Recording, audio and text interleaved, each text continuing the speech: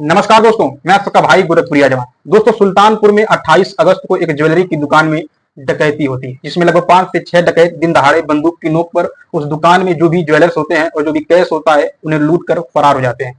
खास बात यहाँ पर यह है कि आप लोग इस चीज को ध्यान रखिएगा, वहां पर जितने भी डकैत दुकान में एंट्री किए थे, कैमरे के सीसीटीवी कैमरे की नजर में आए थे, वो सारे के सारे लोग अपना फेस बांधे हुए थे, किसी का भी फेस उसमें दिख नहीं रहा था। ये चीजें मैं पहले ही रिवील इसलिए कर रहा हूं, आप लोगों से इतना जरूर कहना चाहूंगा कि अगर आप लोग इस मामले को तह तक आसानी से समझना चाहते हो ना, एक एक बारीकी से समझना चाहते हो, इस वीडियो को अंत तक देखिएगा, स्किप मत करिएगा और इस बात को ध्यान रखिए कि कोई भी जो डकैत था ना, उसका चेहरा दिख नहीं रहा था। खैर चलिए आगे बढ़ते हैं, इस मामले को शुरू से एकदम बारीकी से समझने का प्रयास करते हैं। होता क्या है दोस्तों, जब इस मामले को प्रशासन के हाथों में दिया जाता है तो यूपी जो प्रशासन है ना, वो इस मामले को सौंप देती है यूपी एसटीएफ की टीम को, और इस टीम को लीड कर रहे होते हैं डीके शाही, जो कि एसटीएफ की टीम के सीईओ होते हैं। जहां पर जो इस डकैत का मास्टरमाइंड होता है विपिन सिंह, वो कोर्ट में सरेंडर कर जाता है। दूसरी चीज, 3 से 4 लोगों को पैर पे गोली मारी जाती है और उसमें एक मंगेश यादव का एनकाउंटर कर दिया जाता है। ये मामला जो ही एनकाउंटर होता है, ये मामला काफी ज्यादा चर्चे में आता है, क्योंकि यहाँ पर अब राजनीति भी शुरू हो जाती है।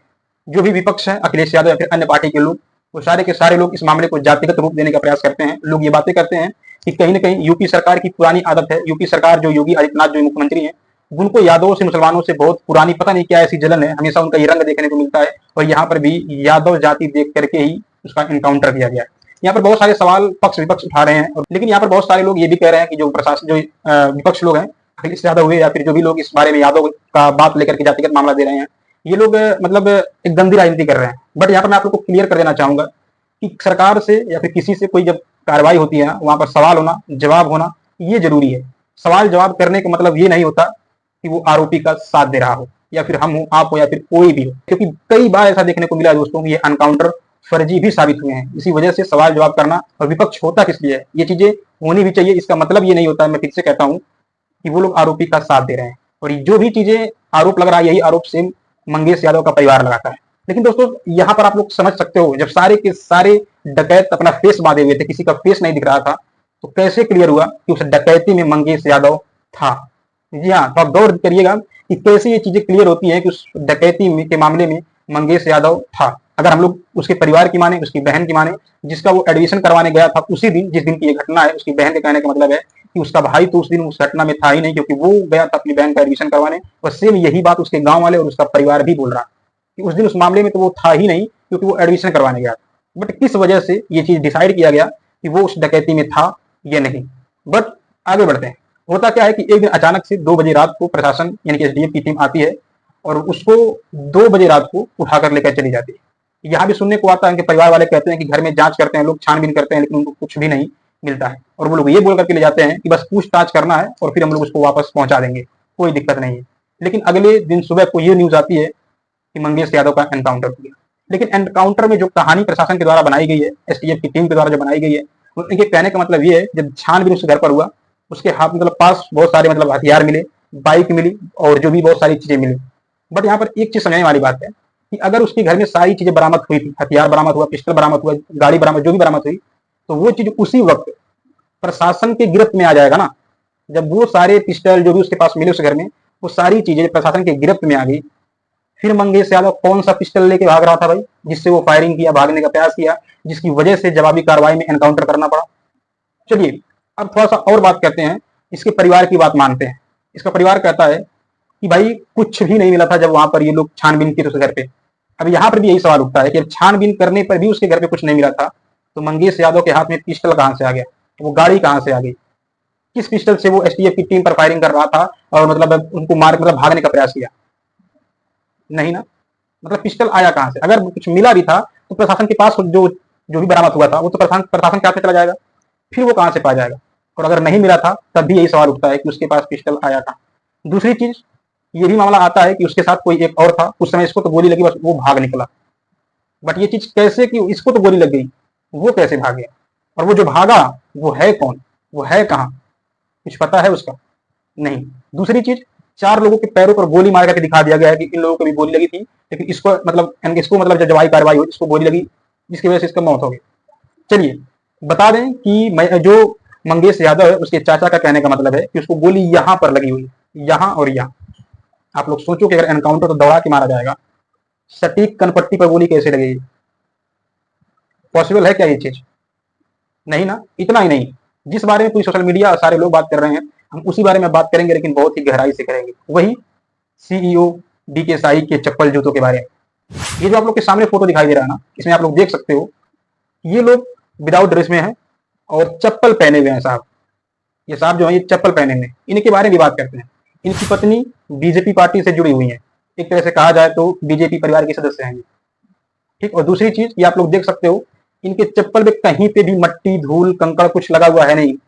जो इनके अगल बगल के लोग हैं उनके भी जूते में किसी के नहीं। खैर इन भाई साहब का देखिए, इनका तो जूता एकदम व्हाइट है ना, लेकिन इनके जूते पर कहीं भी थोड़ा सा मिट्टी लगा नहीं।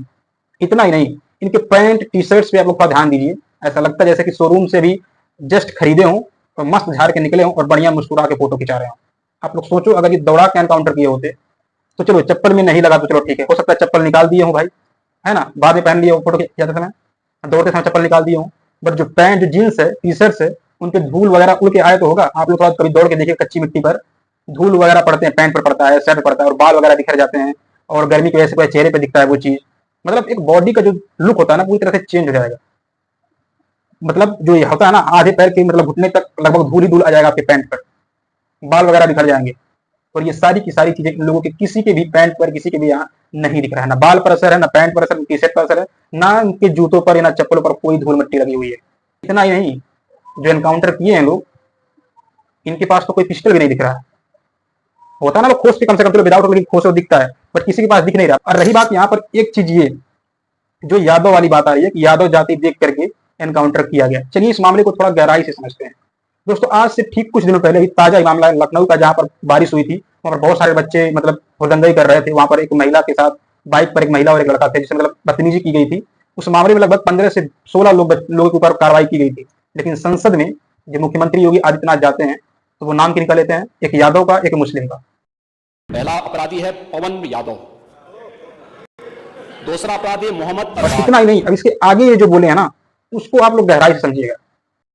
ये सद्भावना वाले लोग हैं, अब इनके लिए सद्भावना ट्रेन चलाएंगे, इनके लिए बुलेट ट्रेन चलेगी, चिंता मत करो। और उस बुलेट ट्रेन की तैयारी की जा रही है। कौन सी बुलेट ट्रेन की बात कर रहे हैं, कौन सी सद्भावना की बात कर रहे हैं?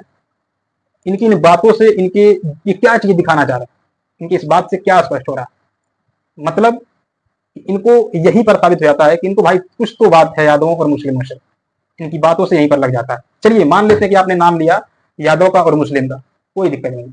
आप उसी समय जो लंबी लिस्ट थी सबका नाम ले लिए होते आप, बट नहीं, आपने नाम केवल लिया किसका, यादव का और मुस्लिम का।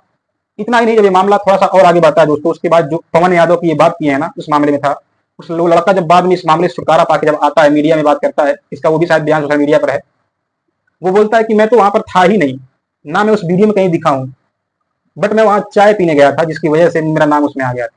वो लड़के पवन यादव जो था वो लड़का आके इस तरह का आरोप भी लगाया था इनके ऊपर। इतना ही नहीं, अभी कुछ दिनों पहले एक ब्राह्मण और एक यादव के घर पर एक बहुत ही खतरनाक नरसंहार हुआ था, जहां पर यादव परिवार की तरफ से भी और ब्राह्मण परिवार की तरफ से भी कई लोगों की जान चली गई थी। देवरिया कांड है, प्रेमचंद यादव का कांड, याद होगा आप लोग को। वहां पर इसी भाजपा पार्टी के नेता थे जो मीडिया में सीधे तौर पर जब लोग बोले कि क्या आप जब ब्राह्मण परिवार के यहाँ मिल के आ रहे थे तो उनसे पूछे कि क्या आप यादव परिवार के घर पर गए थे, तो जानते हैं क्या कहते हैं? मैं यादव परिवार से आज नहीं जाऊंगा। और इतना ही नहीं, क्या कुछ पोस्ट करते हैं वो भी देखिए। शशांक मणि यही नहीं रुके, उन्होंने यूपी दफा और उनकी दिखाई गई खबर को रिट्वीट करते शशांक मणि ने कहा कि डंके की चोट पर बोलता हूं कि मैं इस परिवार से मिलने नहीं जाऊंगा जिन्होंने छोटे छोटे बच्चों और महिला को बेरहमी से मार डाला।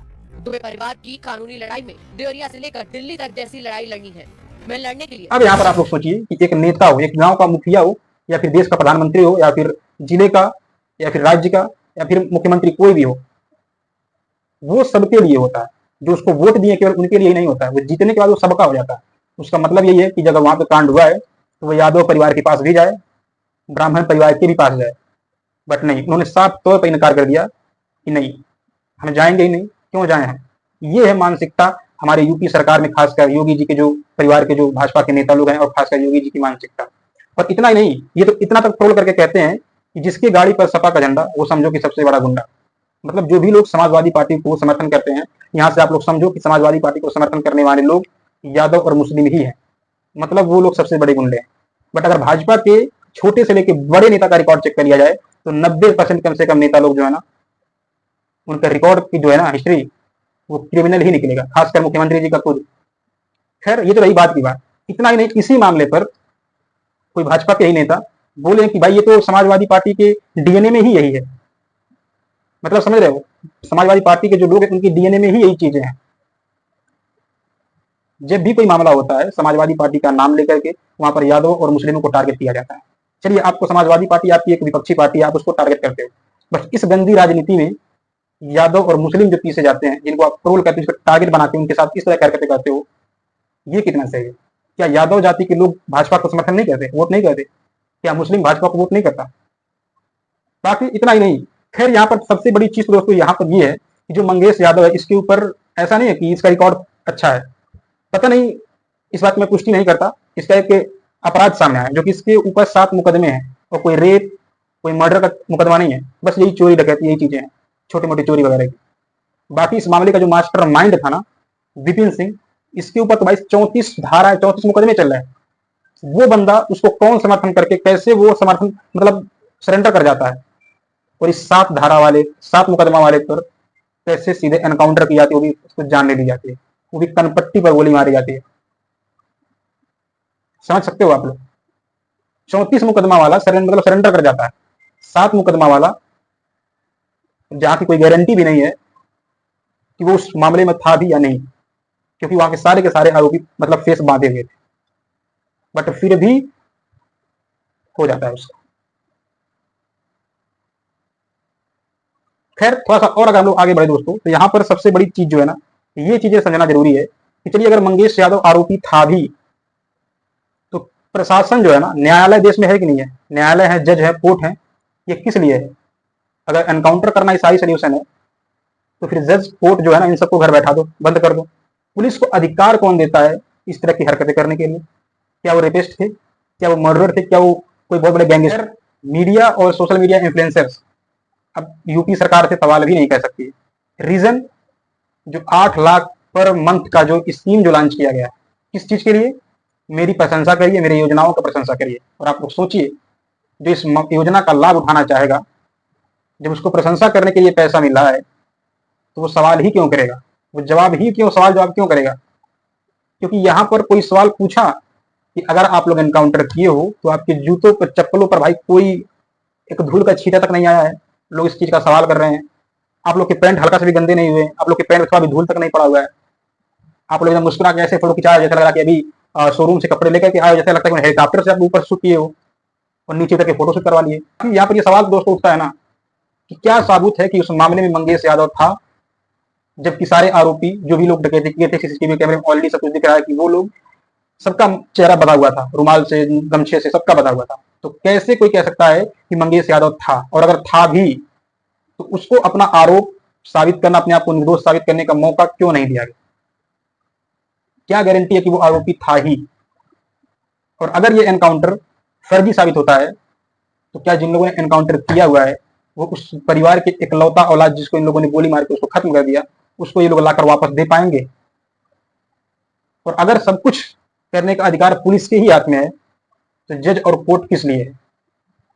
दूसरी चीज कि अगर उसके घर पर छानबीन की गई, कुछ हथियार मिले, कुछ भी चीजें मिली, तो वो जब प्रशासन अपनी गिरफ्त में रख ली, तो कहां से वो हथियार पाया जिसकी वजह से वो एसटीएफ की टीम पर हमला करके भाग रहा था?